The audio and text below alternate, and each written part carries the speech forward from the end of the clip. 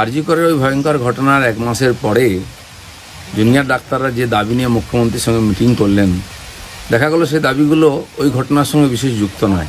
এটা পশ্চিমবাংলার সাধারণ মানুষেরই দাবি।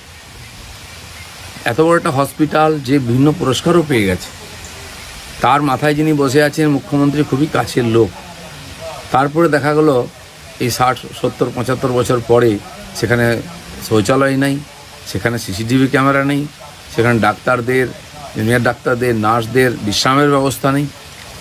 এইগুলো দাবি করার জন্য মিটিং করতে হচ্ছে। তাহলে 1 মাস ধরে কাজকর্ম বন্ধ করে এত কষ্ট দিয়ে কী লাভ হলো? কেন এটা হয়নি? আর স্বাস্থ্য বিভাগ নিয়ে প্রশ্ন উঠেছে। স্বাস্থ্য সচিব এবং স্বাস্থ্যমন্ত্রী মমতা ব্যানার্জির নিচে এই বিষয়ে যদি তদন্ত হয়তো সরকার যে কোনো সময় পড়ে যেতে পারে। এরকম একটা ভয়ঙ্কর পরিস্থিতির ভিতর দিয়ে আমাদের স্বাস্থ্য পরিষেবা চলছে।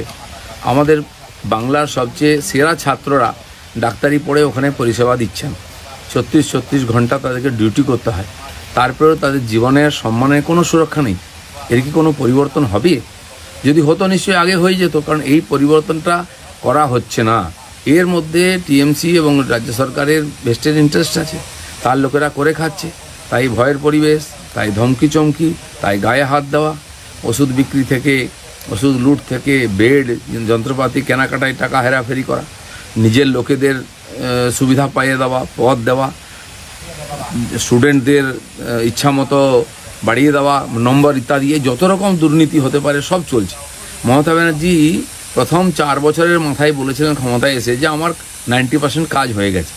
তো 4 বছর আগে 90% কাজ হয়ে গিয়ে থাকে, তাহলে তারপরে এই যে 7-8 বছর সরকার চালানো উনি কী করলেন? দেখা গেল প্রাথমিক কাজগুলোই হয়নি, প্রাথমিক পরিষেবায় লোকে পায় না।